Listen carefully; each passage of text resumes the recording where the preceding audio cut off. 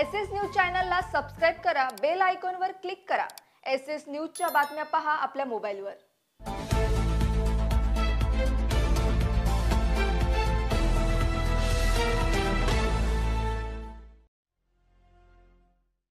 नमस्कार, मी Shilpa Baviskar. SS news मध्ये आपलं स्वागत आहे। चला तर मग जाणून घेऊयात आजच्या महत्त्वाच्या बातम्या।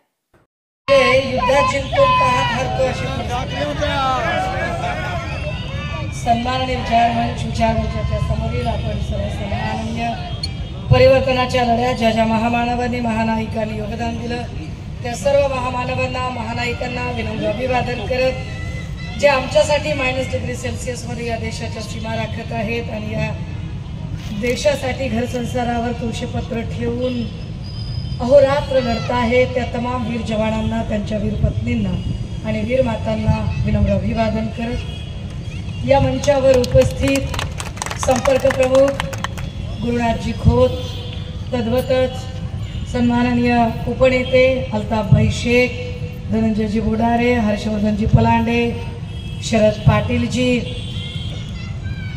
इथे खूप सारे सगळेच आमचे सन्माननीय पदाधिकारी उपस्थित आहेत। या सगळ्या भाषणाच्या गडबडीत मंचावर कोण आहे त्यांची नावाचा कागद कुणी काही लिहून दिलेला नाही, तरी Congress, Rashtrawadi Congress, Shiv Sena Uddhav Balasaheb Thackeray, Aam Aadmi party, Samajwadi party, Republican party of India, Deepak भाऊ निकाळजे, सामाजिक विकास संघटना, CPI, CPM, शेतकरी कामगार पक्ष, तसेच विविध सामाजिक संघटना, त्यांचे मान्यवर पदाधिकारी, सर्व डिजिटल तथा प्रिंट माध्यमांचे मान्यवर प्रतिनिधी, सभा सुरक्षित होण्यापेक्षा सभेत कशी सापडते आणि एखादी केस टाकता येते का याची वाट बघून असलेले आमचे सगळे पोलीस भाऊ आणि आपण सर्व भावांनो आणि बहिणींनो, नाही तुमच्यावर काय राग असणार आहे दादा माझा, मी माझीच माणसं हे माझी माणसं आहेत, मला खात्री आहे। पण तुमची अडचण अशी आहे की वरून श्रीकांत शिंदेचं तुमच्यावरचं किती प्रेशर आहे तुम्ही समजू शकते। ते प्रेशर फक्त तुमच्यावरच आहे असं नाही बरं का दादा, ते प्रेशर तुमच्यावर आहे, ते प्रेशर म्युनिसिपालिटीवर आहे, ते प्रेशर BNCवर आहे, ते प्रेशर प्रत्येकावर आहे। इतकं प्रेशर ना 2 वेळा मैदान काय बुक केलेलं रद्द होतं, कधी आचारसंहितेचे लोक म्हणतात इकडे झेंडा लावू नका रे, तिकडे झेंडा लावू नका रे, ही तीच आचारसंहिता असते। जे श्रीकांत शिंदेचं बॅनर कुठेही लावायला त्याच्यावर काहीच बोलत नसते, हे बाबा आचारसंहितेचा कॅमेरा असला तर मी नीट दिसले पाहिजे, नीट आचारसंहितेला नीट रेकॉर्ड करायचं।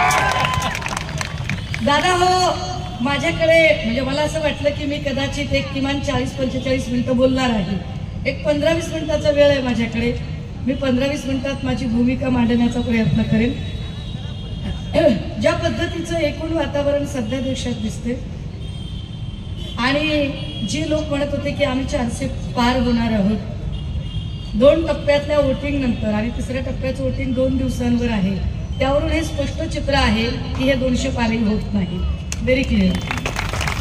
राज्यामध्ये ज्यांना वाटतंय की आम्ही 45 पार होणार आहोत ते 20 पार करू शकतील की नाही अशी त्यांना स्वतःला शंका आहे, त्यामुळे ही लोक कमालीची बिथरलेली आहे।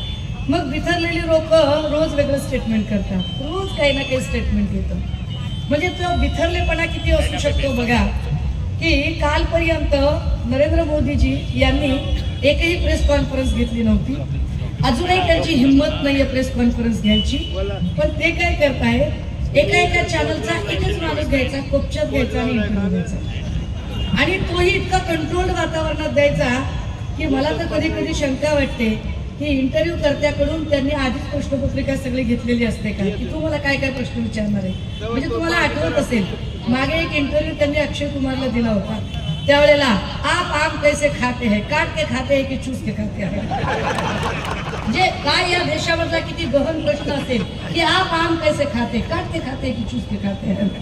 तर इतका भयंकर इतका अभ्यासू प्रश्न पंतप्रधानांना विचारणं म्हणजे कमालच आहे ना, डेअरिंग आहे ती माणसांची। आता ह्या सगळ्या डेअरिंग मध्ये मला मोदीजींवर मी काही फार बोलणार नाही, ते पेटेंट आम्ही सन्मान्य पक्षप्रमुख उद्धव साहेबांना दिले।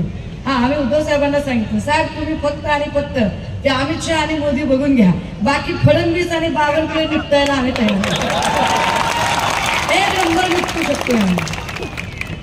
पोलिसांवर राग असण्याचं एक महत्वाचं कारण हे आहे बरं का. मला असं वाटतं की मी कायद्याचा प्रचंड आदर करणारी मुलगी आहे. माझ्यासाठी कायदा परमोच्च आहे. हा देश ज्या दिवशी आम्ही सार्वभौमत्व म्हणून स्वीकारला त्याच दिवशी आम्ही कायद्याचं राज्य स्वीकारलं. According to article 14 everyone is equal before law. कायद्यासमोर सगळे सारखे आहेत आणि कायदा सगळ्यात सर्वश्रेष्ठ आहे. परंतु देवेंद्रजींच्या काळामध्ये या कायदा सुव्यवस्थेचे जे 3-13-9-18 झालेले आहेत तेवढे कुणाच्याही काळात झाले नाही. देवेंद्रजींच्या काळामध्ये जेवढा गृह खात्याचा अपमान झाला तेवढा अपमान कुणाच्याही काळात झाला नाही. म्हणजे मी वारंवार सांगते की एकीकडे नितेश राणे सारखा एखादा माणूस, म्हणजे बघा इथे मगाशी कोणीतरी बोललो होतं, सामाजिक चळवळीतले एक गोष्ट बोलत होते. आपण सगळी लोक शेतकरी संघटनेची असतील, शेतकरी कामगार पक्षाची असतील, CPIची असतील, CPMची असतील, रिपब्लिकन पार्टी ऑफ इंडियाची असतील, चळवळीतली सगळी माणसं, ही माणसं वेगवेगळे मोर्चे काढतात, आंदोलनं करतात. ते जेव्हा जेव्हा मोर्चे काढतात ना त्या डिपार्टमेंटचे लोक त्यांच्याकडे ब्रह्मास्त्र मिळाले कलम 353चं. लगेच सरकारी कामकाजात अडथळा आणला, टाक 353, लगेच त्याला कंडम करून टाकायचं. पोलीस तर एवढ्या चटकन 353 टाकतात. म्हणजे हा मला एवढा अनुभव आहे ना की मी एकदा गेलं तर मला एक PI म्हटला, फार बोलताय का, हे करून टाक रे म्हटला 353. अरे मी काय बोलले राजा तुला, तू लगेच माझ्यावर 353 टाकायचं. तर 353 होते कधी, जेव्हा प्रशासकीय कामकाजात अडथळा येतो किंवा प्रशासकीय कामकाज तुम्ही जाणीवपूर्वक तुमच्या बलशक्तीने, तुमच्या ताकदीने प्रभावित करण्याचा प्रयत्न करता आणि त्यामुळे एखाद्याला न्याय देण्यात अडचण येते, तेव्हा 353 नक्की पडू शकते. अशी 353 खरंच न्यायाने टाकली जाते का, याचं एकच उदाहरण सांगते. नितेश राणे एकदा असं म्हणाले की काय करायचं ते करून टाका रे, काय करायचं ते करा म्हटले. अजिबात काही मागं पुढे बघायचं नाही, काय कुणाला घाबरायचं नाही. आपला बाप सागर बंगल्यावर बसलाय. ह्यांचा पत्ता नारायण भाऊंचा पत्ता आहे कणकवलीचा आणि नितेश राणे सांगतोय की आपला बाप सागर बंगल्यावर बसलाय. असं मला त्याच्यात पण खोलात जायचं. त्याच्यानंतर मग पुन्हा पोलीस जरा कॅमेरे घेऊन उभे राहायला लागले. वर्बायटरी लिस्ट मध्ये नाव आलं असेल की नाही तुमच्याकडे, एक वर्बायटरी लिस्ट, रंग सावळा, सशक्त बांधा, मध्यम उंची, केस कुरळे, पोशाख साडी, भाषा मराठी, सदरील वर्णनाची व्यक्ती आपल्या हद्दीत आल्यास तिचे भाषण ध्वनिचित्र मुद्रित करावे. ती व्यवस्था नसेल तर ध्वनी मुद्रित करावे, तीही व्यवस्था नसेल तर टंकलिखित करावे, काही करावं पण भाषण रेकॉर्ड करावं. आता असं भाषण यांनी नितेश राणेचं रेकॉर्ड करायला एक कॅमेरा पुढे आणला. जसाही पोलिसांनी कॅमेरा आणला पुढे एकदा नितेश राणे म्हटले, काय माझा व्हिडिओ रेकॉर्ड करता म्हणे, काय व्हिडिओ रेकॉर्ड करायचं ते करा, काय कराल, फार फार तर तुम्ही हा व्हिडिओ रेकॉर्ड कराल आणि तुमच्या बायकोला नेऊन दाखवाल. हा कोणता चिकना बांधतरणा, हा कोण असा की ह्याचा व्हिडिओ काढून बायकोला नेऊन दाखवा पोलिसांनी. आता सुरू झालं म्हणता संपते काय, म्हणजे काय विषय आहे. बघा एका अर्थाने नितेश राणेचं हे स्टेटमेंट पोलिसांवर प्रभाव आणणारं आहे. एका अर्थाने हे स्टेटमेंट हे पोलिसांना आपल्या कामापासून परावृत्त करणे, त्यांच्यावर दडपण आणणारं आहे. खरं तर यासाठी पोलिसांनी त्याच्यावरती 353 दाखल करणं अपेक्षित होतं. पण संबंध महाराष्ट्रात आणि त्या दिवशी ड्युटीवर असणाऱ्या एकाही पोलीस अधिकाऱ्याने ही हिंमत केली नाही की त्याच्यावर 353 दाखल करावी. नाही केली कुणी हिंमत. हाईट अशी की जो ज्या खात्याचा मंत्री असतो त्याने आपल्या खात्याच्या कर्मचाऱ्यांना आपली, म्हणजे तो पालक असतो त्या खात्याचा. गृह खातं हे देवेंद्रजींकडे आहे. देवेंद्रजींनी पालक म्हणून जर माझ्या खात्याच्या कर्मचाऱ्यांना, पोलीस कर्मचाऱ्यांचा अवमान होत असेल तर मी याचा बदला घेतला पाहिजे, मी याच्यासाठी याला दंडित केलं पाहिजे असं म्हणत नितेश राणेवरती तक्रार दाखल करायला हवी होती.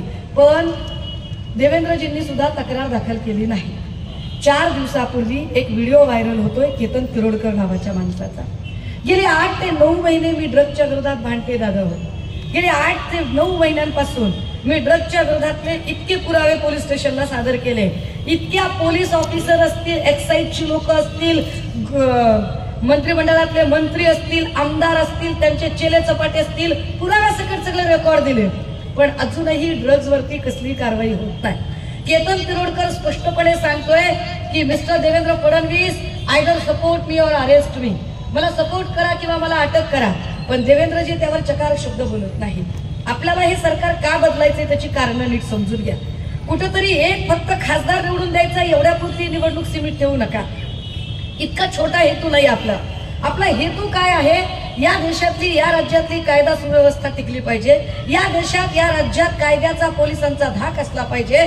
देवेंद्रजी सत्तेत आल्यापासून कुठलाही कायद्याचा आणि सत्तेचा धाक राहिलेला नाहीये. आणि कधी काळी लोक निर्जन ठिकाणी अंधारात तिकडे तिकडे गुन्हे करायचे. आता परिस्थिती अशी आहे की पोलिसांचा धाक न राहिल्यामुळे आणि पोलिसांच्या पक्षपाती वागण्यामुळे हे फार स्पष्टपणे मांडलं पाहिजे. कारण मर्जी संपादन करण्यासाठी, सत्ताधाऱ्यांची मर्जी खपा होऊ नये म्हणून प्रचंड प्रेशर खाली काम करणारे पोलीस निर्णय घेऊ शकत नाहीत. त्याचा परिणाम काय होतोय? निर्जन ठिकाणी सोडा, लोक फेसबुक लाईव्ह करून एकमेकांचा मर्डर करायला लागले. अहो, डायरेक्ट पोलीस स्टेशन मध्ये गोळ्या झाडण्यापर्यंत जर लोकांची मजल जात असेल तर काय अवस्था आहे कायदे आणि सुव्यवस्थेची? म्हणून कल्याणकरांनी निर्णय घेण्याची गरज आहे. निर्णय काय घ्यायचा आहे?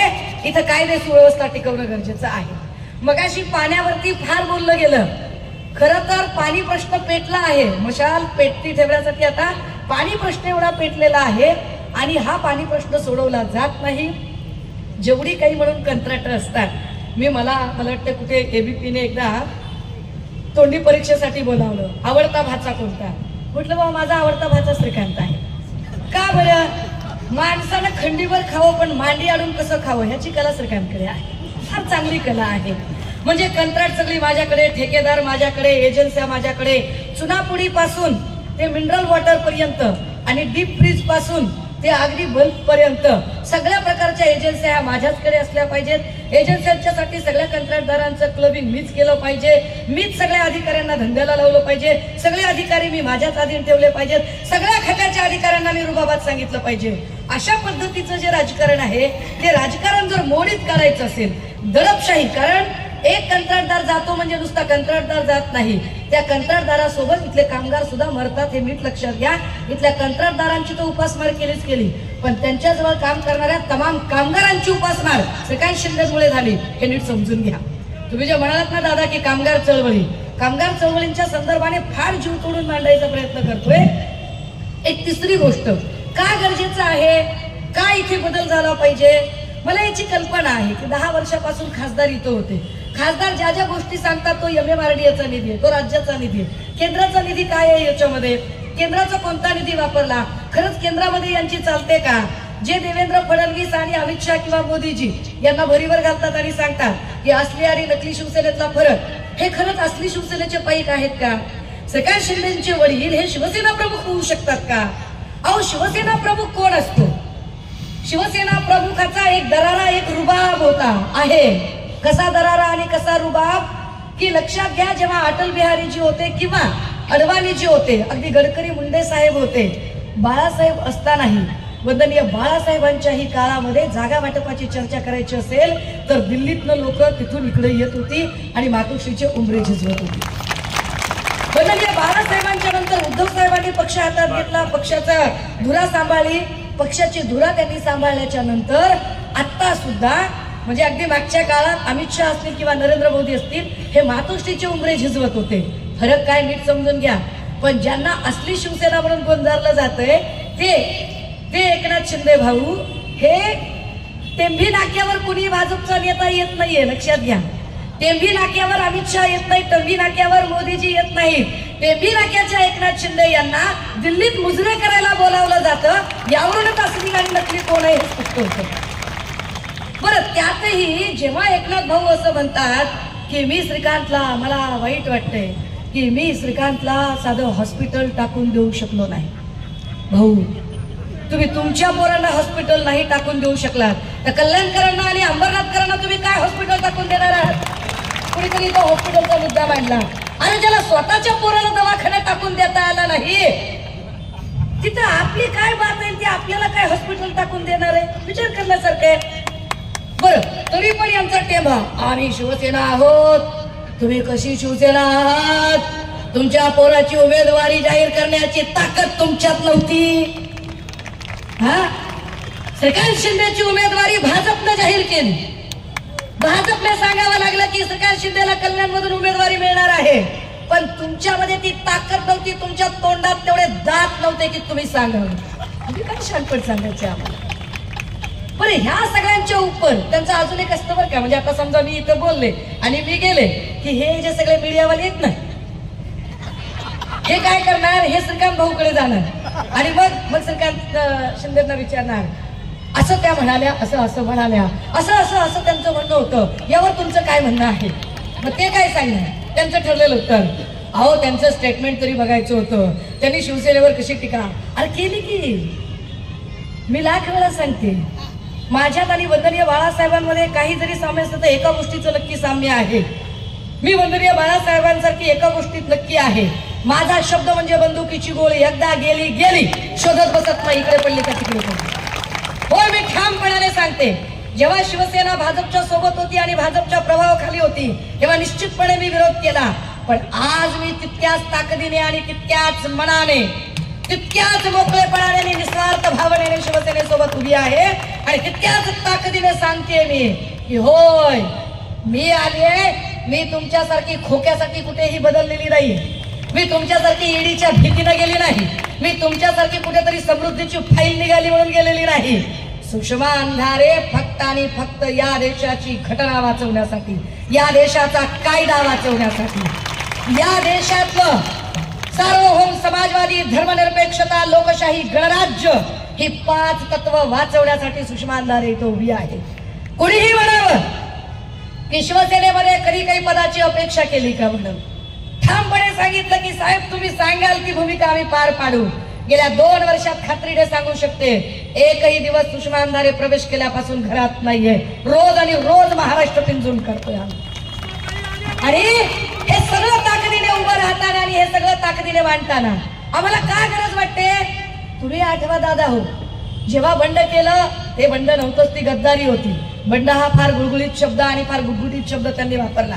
जेव्हा यांनी गद्दारी केली तेव्हा गद्दारी नंतर म्हणाले, काय शेतकऱ्याच्या पोराने मुख्यमंत्री होऊच नये का, काय शेतकऱ्याच्या पोराला मुख्यमंत्री होण्यात. अरे कोण म्हणलं शेतकऱ्याच्या पोरानं मुख्यमंत्री व्हायचं नाही म्हणून, व्हावं की. आता झालाय ना, झालात ना तुम्ही, पण तुम्ही शेतकऱ्याचे पोरग म्हणून होतात का. जर पहिल्या टर्मला तुम्ही आमदार असतात तर तुम्ही शेतकऱ्याचं पोरग असतात. एवढ्या वेळा तुम्ही मंत्रीपद ही सगळी भोगली, सगळ्या आमदारक्या सगळ्या भोगल्या आणि तरी तुम्ही शेतकरी. बरं जाऊ दे, आता तुम्ही शेतकरी पुत्र होतात, आता तुम्ही श्रीकांत शिंदेला शेतकरी पुत्र म्हणू शकाल का. आता श्रीकांत शिंदे मुख्यमंत्री पुत्र आहे. मग ते म्हणतात कल्याणमध्ये काय उमेदवार दिला, कल्याण मधला उमेदवार अगदीच सामान्य चेहरा आहे. हो आहे, कल्याण मधला उमेदवार अगदी सामान्य चेहरा आहे. काय सामान्य घरातल्या बाईने निवडणूक लढू नये, काही सामान्य घरातल्या बाईने तुम्हाला आव्हान देऊ नये, दिला पाहिजे. मुख्यमंत्री पुत्राला आव्हान देताना तेवढाच सर्वसामान्य चेहरा देणं हीच आमच्यासाठी उद्धव साहेबांची सगळ्यात मोठी कामगिरी आहे. कारण शिवसेना एकमेव असा पक्ष आहे ज्याने लोकशाहीचा आणि सत्तेचा अर्थ अगदी सामान्य लोकांपर्यंत पोहोचवणार. का गरजेची आहे ही निवडणूक, कशासाठी गरजेची आहे. आज मी देवेंद्रजींचं भाषण ऐकत होते, कुठेतरी माड्यात का कुठे बोलत होते ते, आणि तिथे बोलताना ते सांगत होते की महाराष्ट्र आम्ही कसा पुढे नेला. कशात पुढे नेला महाराष्ट्र, कशात पुढे नेला देवेंद्रजी तुम्ही महाराष्ट्र. इथले एक एक उद्योग तुम्ही बाहेर नेले. तिकडे सांगतायत ते काय म्हणाले की बघा म्हणे उद्धव ठाकरे आता शब्दाचे पक्के आहेत का, उद्धव ठाकरे वर्षाताईंना मतदान करणार. हो, महाविकास आघाडी आहे, करणार मतदान. पण तुम्ही ज्यांच्या मंचावर जाऊन बोलताय, ज्या अजित पवारांच्या मंचावर जाऊन बोलताय, त्या अजित पवारांबद्दल तुम्ही काय शब्द वापरले होते ते आठवा. जे देवेंद्र फडणवीस म्हणाले होते की अजित पवार तो गयो, चक्की पिसिंग पिसिंग अँड पिसिंग. आता तुमची काय अवस्था आहे. आता चक्की पिसिंग नाही, बहुत close kissing and kissing and kissing चाललंय ना तुमचं. ह्याच्यावर काय बोलणार आहात तुम्ही. हे हे हे कोणी तुम्हाला सांगणार आहे.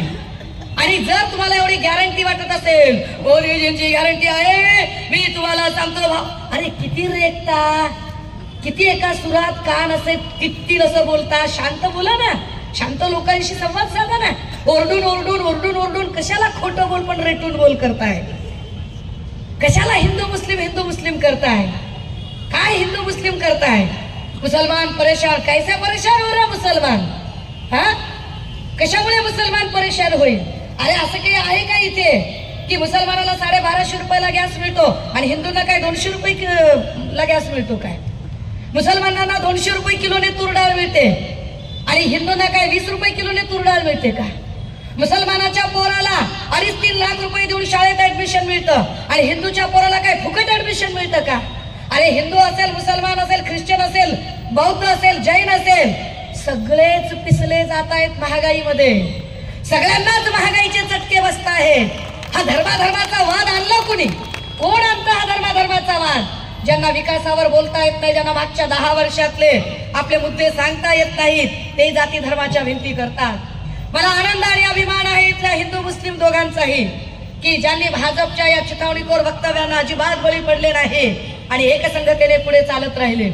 पण जसंही फडणवीसांच्या लक्षात आलं की हिंदू मुस्लिम दंगल होऊ शकत नाही, त्यांनी दुसरा डाव टाकला. कालपर्यंत आम्ही सगळे गावगाड्यात आणि एखाद्या सोसायटीमध्ये आम्ही सगळे गुन्ह्या गोविंदानं नांदत होतो. कालपर्यंत इथला मराठा, साळी, माळी, कोळी, तेली, तांबोळी, आतार, बागवान, सुतार, लोहार, कुंभार, घिसारी, कैकाडी, परधी, आम्ही सगळे गुन्ह्या गोविंदानं नांदत होतो. पण फडणवीसांमुळे मराठा विरुद्ध ओबीसी हे वातावरण इथं तयार झालं. फडणवीसांनी जाणीवपूर्वक मराठा विरुद्ध ओबीसी हा वाद इथं लावला आणि ते फडणवीस म्हणतात हिंदू, काय तुम्हाला हिंदूंबद्दल प्रेम आहे? काय आपुलकी आहे तुम्हाला हिंदूंबद्दल? बारसू रिफायनरी मध्ये ज्यांच्यावरती लाठी हल्ला झाला ते हिंदू नव्हते का? लाठी हल्लाचे ऑर्डर करणारे अधिकारी हिंदू नव्हते का? लाठी हल्ला ज्या खात्याच्या कर्मचाऱ्यांनी केला, अर्थात पोलिसांनी, त्या खात्याचा मंत्री म्हणून देवेंद्र फडणवीस तुम्ही हिंदू नाहीत का? त्या देहूच्या आळंदीच्या वारकऱ्यांवरती लाठी हल्ला झाला, ते वारकरी हिंदू नव्हते का? त्यांच्यावर लाठी हल्ला झाला तरी लाठी हल्ला झालाच नाही असं रेटून खोटं बोलणारे देवेंद्रजी हिंदू नाही आहेत का? अंतरवली सराटीमध्ये ज्या मराठा भावांवरती लाठी हल्ला झाला ते हिंदू नव्हते का? अरे उलट तुमच्या काळात मुसलमानांपेक्षा हिंदू जास्त परेशान झाला. उलट तुम्ही लोकांना तुकडे तुकडे म्हणता, खरी तुकडे तुकडे गँग तर भाजपावाले आहेत. खरी तुकडे तुकडे गँग आणि खरं जाती आणि भिंती आणि जाती आणि धर्मांचं कंपार्टमेंटचं राजकारण इथं जर कोणी उभं केलं असेल तर ते राजकारण देवेंद्रजी आणि भाजपाने केलं. फुटीरतावादाचं राजकारण हे देवेंद्र फडणवीसांनी केलं. फुटीरतावादाचं राजकारण करताना ते आम्हाला शांतपणे शिकवतात. अरे कालपर्यंत ज्या रवींद्र वायकरांना अटक करण्याची भाषा करत होतात, कालपर्यंत ज्या यामिनी जाधवांच्या घरी एवढी रोकड सापडली तेवढी रोकड सापडली म्हणत होतात, त्याच यामिनी जाधव, तेच रवींद्र वायकर, तेच सगळे, तेच प्रताप सरनाईक, ज्यांच्यावर म्हणून तुम्ही आरोप केले ते सगळेच जण तुम्ही मांडीवर घेऊन बसलात. कुठली मोदीची गॅरंटी? मोदीला गॅरंटी असते तर एवढे पक्ष फोडले नसते. गॅरंटी नव्हती म्हणून तुम्हाला शिंदेच्या सोबत 40 फोडावे लागले, तरीही गॅरंटी मिळाली नाही. मग तुम्हाला राष्ट्रवादी फोडावी लागली, तरीही गॅरंटी मिळाली नाही. म्हणून तुम्हाला अशोकाच्या झाडाला कमळाचं फुल करावं लागलं, तरीही गॅरंटी मिळाली नाही. म्हणून तुम्ही बंद पडलेलं इंजिन आपल्या यार्डात आणून लावलं. तुम्ही शानपण सांगता काय? कुठलं शानपण सांगताय तुम्ही? आणि तुम्हाला असं वाटतं की तुम्ही काहीही बोलाल, मिया मुंह में जबान हम भी रखते हैं. त्यामुळे देवेंद्रजींनी हे लक्षात ठेवायचं कि जिनके घर शीशे के होते हैं वो लाइट चलाकर कपड़े नहीं बदला करते. फिर क्या होता है? ऐसा किया तो मुलुंड वाले के जैसे HD सीढ़ियां निकले ना, वैसे सीढ़ियां निकलते हैं. एक आक्रस्तारी बाई कुणीतरी उठते आणि शानपण तिनपट असो. त्या आक्रस्ताला बायकांबद्दल बोला वाटत नाही. आईला सुप्रिया सुळेंची पर्स बाळगू बाळगू मोठ्या झालेल्या या बाया, काय बोलायचं यांच्यावर? आणि यांनी आम्हाला शानपण सांगायचं तुमच्या जाहिरातीत असं आहे. मुळात तू कशाला बघायला गेलतीस? हा, तू कशाला बघायला गेलतीस तिकडे? तुम्ही आम्हाला शानपण सांगायचं? अरे या देशातल्या महागाईवर बोला ना. काय या देशात महागाई झाली आहे त्याच्यावरती बोला. तुम्हाला जर वाटतंय की 80 करोड जनतेला राशन दिल्यामुळे तुम्ही महागुरु होताय तर चूक. फुली, एकदम फुली. अरे 80 कोटी लोकांना रेस्टिंगच्या रांगेत उभं करणं म्हणजे विश्वगुरु नसतं. 80 कोटी लोकांना एम्प्लॉयमेंट मिळवून देणं म्हणजे विश्वगुरूचं काम असतं. ते तुम्ही करू शकताय का? ते बोला. त्यावरती तुम्ही काय बोलणार आहात ते सांगा. किती खोटं बोलाल, किती खाली पातळीला उतराल. 2 टप्प्यातलं फक्त वोटिंग झालं दादा हो. 2च टप्प्यातलं वोटिंग झालं. यांना कळलं की इलेक्शन फिरलंय, वातावरण फिरलेलं आहे, आपल्या विरोधात चाललेलं आहे. आपल्या विरोधात वातावरण चाललंय म्हटलं की लगेचच विजयाकडे घोडदौड करणाऱ्या शशिकांत शिंदेवर अटकेची टांगती तलवार ठेवली. तिकडे माड्यामध्ये अभिजित पाटील फार जोरात प्रचार करतायत. म्हटलं की अभिजित पाटलांच्या विठ्ठल नागरी सहकारी साखर कारखान्यावर जप्ती आणली आणि काय खोडगेपणाचा कळस त्याच अभिजित पाटलांना भाजपात घेऊन आज देवेंद्र फडणवीस स्टेजवर म्हणतायत अभिजितराव कारखाना कसा चालवायचा ते तुमच्याकडून शिकलं पाहिजे. जगाची नाही तर मनाची तरी काय बोलताय तुम्ही? काय लोकांच्या कानात भिडे आहेत. ह्याच्या आक्रस्ताला बायका बोलतात त्या बायकांना कळत नाहीये. इथून एक महिला उभी राहिली आहे. काय महिलांचे प्रश्न, महिला असुरक्षेबद्दल किती संवेदनशील आहे हे सरकार. म्हणजे आम्हाला शहाणपणी शिकवणाऱ्यांना कळत नाहीये की बिल्किस बानोच्या बलात्कारांना मिठाया भरवणारी हीच भाजपा, हाथरस उन्नाव कठवामध्ये गप्प बसणारी हीच भाजपा, कुलदीप सेगर सारख्या बलात्काराच्या समर्थनात मोर्चे काढणारी हीच भाजपा. अथलेटिक्स आणि ऑलिम्पिकच्या आमच्या पोरींनी ज्या ब्रिजभूषण सिंग वरती लैंगिक शोषणाचे आरोप केले त्याच ब्रिजभूषण सिंगच्या पोराला जर हे तिकीट देत असतील तर हे कसले बेटी बचाव वाले, हे तर बेटी भगाव वाले लोक आहेत. त्यांना काय लेकी बाळींची सुरक्षा कळलेली आहे. एक प्रज्वल रेवन्ना, तो प्रज्वल रेवन्नाचे 3000पेक्षा अधिक सेक्स व्हिडिओ व्हायरल होतात आणि यावर यांच्या आक्रस्ताळ्या बायका चकार शब्द काढत नाही. 3000पेक्षा जास्त सेक्स व्हिडिओ ज्याचे व्हायरल झाले, ज्याने 3000 बायकांचं लैंगिक शोषण केलं. आपल्या घरात कामाला असणाऱ्या वयोवृद्ध आपल्या आईच्या समान असणाऱ्या बाईचं ज्याने शोषण केलं, अशा प्रज्वल रेवन्नाचा प्रचार मोदीजी जाऊन करतात. ये मोदी की गॅरंटी आहे. क्या गॅरंटी आहे मोदी की अशा बाईचा प्रचार. माझ्याकडे अजूनही 9 मिनिटं आहे. म्हणजे पोलिसांमध्ये चलबिचल होण्याच्या आधी मीच सांगितलं पाहिजे त्यांना. आणि एखादी केस माझ्या अंगावर पडली तरी घेईन. त्या प्रज्वल रेवन्नाचे हात बळकट करा. कशासाठी बळकट करायचे? मोदी सांगतात रेवन्नाचे हात बळकट करा. कशासाठी मोदीजी? कशासाठी बळकट करायचे? इकडे मोदी सांगतात, इकडे काय देवेंद्र फडणवीस सांगतात मोदीजींचे हात बळकट करा. श्रीकांत शिंदे म्हणायचं मोदीजीचे हात बळकट करा. कोण बळकट करणार? श्रीकांत शिंदे, नरेश मस्के, यामिनी जाधव आणि ज्यांचे हात दुनियाचे भ्रष्टाचाराने कळकट आणि बळकट झाले असे कळकट हात काय सत्ताधाऱ्यांच्यात बळकट करतील? आम्हाला मोदींचे हात बळकट करायचे नाहीये.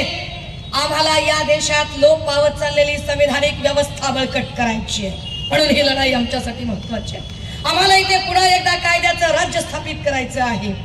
जे लोक सांगतायत वन नेशन वन इलेक्शन, हम वन नेशन वन इलेक्शन में यकीन नहीं रखते हैं.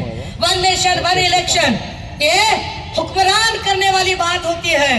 हम बोल रहे हैं कि वन नेशन वन इलेक्शन नहीं, वन नेशन और वन एजुकेशन की ज्यादा जरूरत है. टाटा बिर्ला आणि अंबानीच्या पोरांना ज्या क्वालिटीचं शिक्षण मिळेल त्याच क्वालिटीचं शिक्षण आमच्या लेकरांना मिळालं पाहिजे. यासाठी इंडिया महाविकास आघाडी कटिबद्ध असेल. म्हणून ही निवडणूक आम्हाला महत्वाची आहे. ही निवडणूक आम्हाला का महत्वाची आहे? अनंत हेगडे, पंकजा मुंडे किंवा सुब्रमण्यम स्वामी किंवा आता ज्यांनी अर्थमंत्री पद भोगलं त्या निर्मला सीतारामन यांचे यजमान प्रभाकर परकला हे स्पष्टपणे सांगतात कि अगर 2024 को हम चुनकर आए तो हम संविधान को बदल कर रहेंगे. परकला म्हणतात की 2024ला जर मोदी निवडून आले तर विसरून जा की 2029ला निवडणूक होईल. या देशातली सगळी लोकशाही व्यवस्था पणाला लागलेली आहे.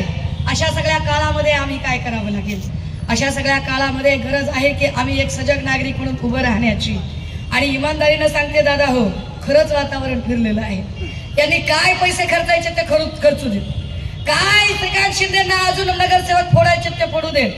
इथून कुणाला वाळेकरांना फोडलं का त्यांनी? काय काय वाळेकर बाबूला फोडल्यावर काय होतंय?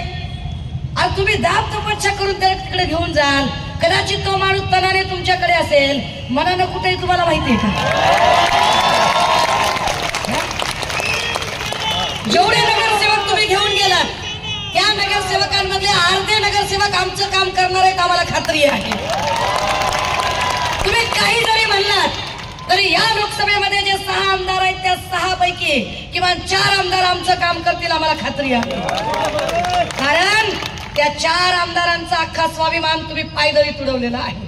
त्या 4 आमदारांना तुम्ही जो त्रास दिला, त्या आमदार गणपत गायकवाड यांच्या माय माऊलीला कारण नसताना जो त्रास होतोय, आम्हाला माहिती आहे की तुम्ही काय पद्धतीनं दबावाचं राजकारण करताय. गॅरंटी आहे ना तुम्हाला मोदीची? फार गॅरंटी आहे ना तुमच्या पप्पांनी काम केल्याची? तर तुमच्या पप्पाला एवढी माणसं का फोडावी लागतात? का एकट्याच्या बलबुत्यावर इलेक्शन लढणं होत नाही तुम्हाला? लढून दाखवा, मग आम्ही तुम्हाला सांगू. आणि हो, आम्हाला विकास करायचा आहे, आम्हाला विकासासाठी आम्ही सगळं करत आहोत. आईला 2 महिन्यात तुम्हाला विकासाचा साक्षात्कार होतो का? 2 महिन्यापूर्वी वज्रमुठ सभेमध्ये जे अजितदादा स्टीलचा, वाळूचा, सिमेंटचा भाव वाचून दाखवत होते, त्यांना 2च महिन्यामध्ये मोदीजी विकास करतायत असा साक्षात्कार झाला. फार विचार करण्यासारखे बरं का. इकडे आमचे एकनाथ भाऊ पण म्हणतात आपल्याला विकास करायचा आहे. कसला विकास करणार आहात? माय बापाच्या इमानदारीनं मी अख्ख्या महाराष्ट्रात प्रश्न विचारते, इथं पुन्हा विचारायला तयार आहे. मोदीजी आणि त्यांचे इथले भक्तुल्ले आणि त्यांचे हिमायतगार झालेले एकनाथ शिंदे साहेब आणि श्रीकांत या सगळ्यांनीच उत्तरं द्यावी. मी 10 वर्ष धरत नाही, मी तुमचे फक्त 9च वर्ष धरते. 10वं वर्ष पूर्ण व्हायचे म्हणून थांबवते. 9 वर्षासाठी तुम्हाला 9च प्रश्न आम्ही विचारतोय. त्या 9 प्रश्नाची उत्तरं तुमच्याकडे आहेत का सांगा. 9 वर्षामध्ये मला महाराष्ट्रातले असे 9 जिल्हे सांगावेत त्यांनी. 9 जिल्हे की जिथं एकाही शेतकऱ्याने आत्महत्या केली नाही. सांगा. या महाराष्ट्रातली 9 अशी शहरं सांगा की जी स्मार्ट सिटीच्या नावाखाली तुम्ही 100% डेव्हलप केली आहे. दाखवले त्यांनी. 9 असे खासदार दाखवावेत त्यांनी की ज्यांनी खासदार दत्तग्राम योजनेतनं गावं दत्तक घेतली होती आणि त्या गावांचा 100% कायापालट केला. श्रीकांत शिंदेनी कोणतं गाव दत्तक घेतलं होतं आणि त्या गावाचा कायापालट झाला की नाही हे पण त्यांनी सांगावं. तुम्ही नावं जाहीर करायची, मी कागदपत्र दाखवायची. 9च मला 9 अशी फक्त राज्य सांगा की मोदींच्या काळामध्ये त्या 9 राज्यांमध्ये दलित आणि अल्पसंख्याकांवर अजिबात अत्याचार झाले नाही. मला 9 असे जिल्हे सांगावेत, 9 अशी राज्य सांगावीत की जिथं एकही माय माऊली प्रताडित झाली नाही, एकही महिलेचं लैंगिक शोषण झालं नाही आणि अत्याचार झाले नाही. 9 असे भाजपचे नेते सांगा, 9च नेते की ज्या 9 भाजपच्या नेत्यांवर ईडीने कारवाई केली. का? भाजपच्या लोकांकडे पैसे नाहीयेत, श्रीकांत शिंदेकडे पैसे नाहीयेत, नाही पैसे लोकांकडे. का? किती राहिले दादा? आपण प्रवेश माईक बंद करू दादा, 3 मिनिटं कारणीला. भाजपच्या लोकांकडे पैसे नाहीयेत का? ईडी त्यांच्या मागे लागत नाही. श्रीकांत शिंदेकडे पैसे नाहीत, ईडी त्यांच्या मागे लागत नाही. का? भिका लागल्यात काय सगळ्यांना? माधुकरी मागून जगतायत का? पैसे नाहीयेत भाजपच्या लोकांकडे, पैसे फक्त विरोधकांकडे आहेत का? म्हणजे ईडी फक्त विरोधकांसाठी वापरता का? ताकद असेल तर ईडी, सीबीआय, इलेक्शन कमिशन सोडून उभे राहा. तुम्ही कसली गॅरंटी देताय? फॅशन के दौर में कोई गॅरंटी का जमाना नाही आहे. आणि मी मगाशी सांगितलं परत एकदा सांगते, सगळीकडे मार्केटमध्ये बोर्ड असतो, एकदा विकलेला माल परत घेतला जाणार नाही. जर विकलेला माल परत घेतला जात नसेल तर विकलेला खासदार आणि विकलेला आमदार कसा परत स्वीकारायचा आम्ही तुम्ही सांगा. आम्हाला विचार करावा लागेल त्यावरती की तुम्ही आम्हाला कुठल्या गॅरंटीच्या गप्पा मारताय.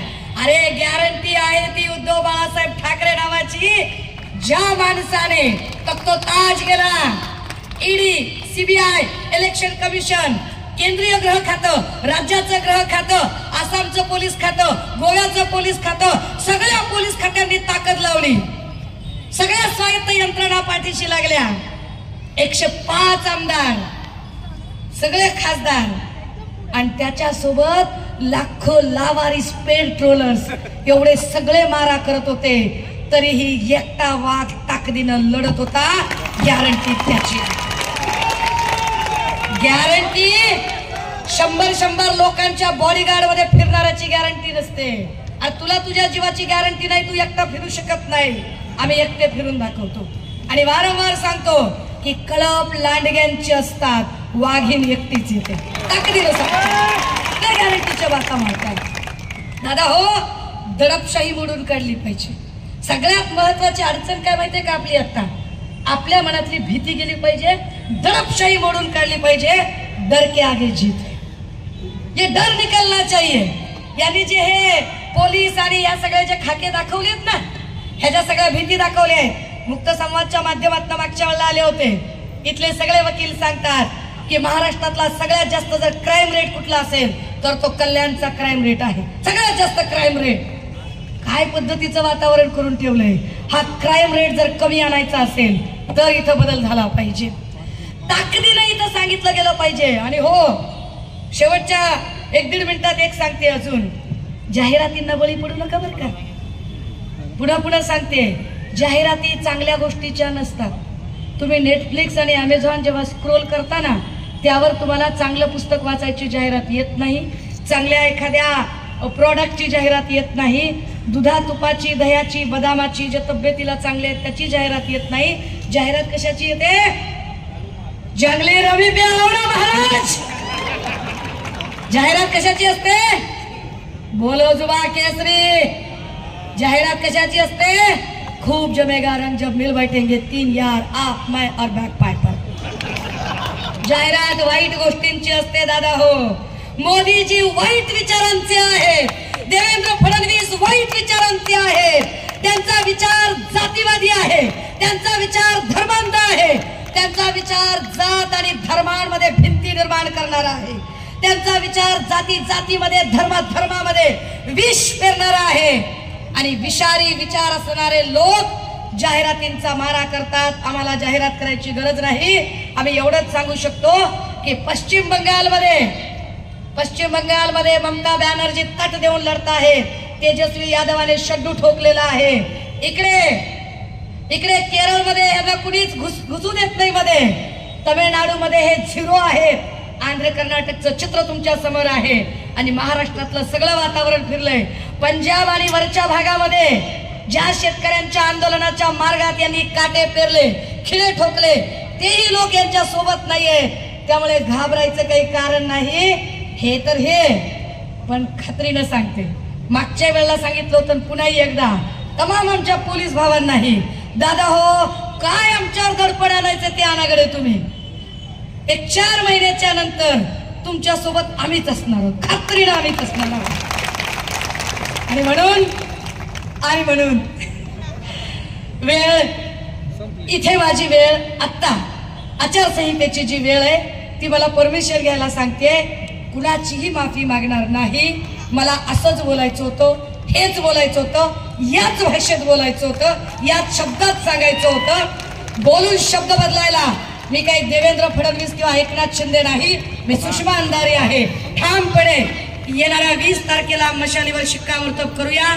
थांबते, रजा घेते.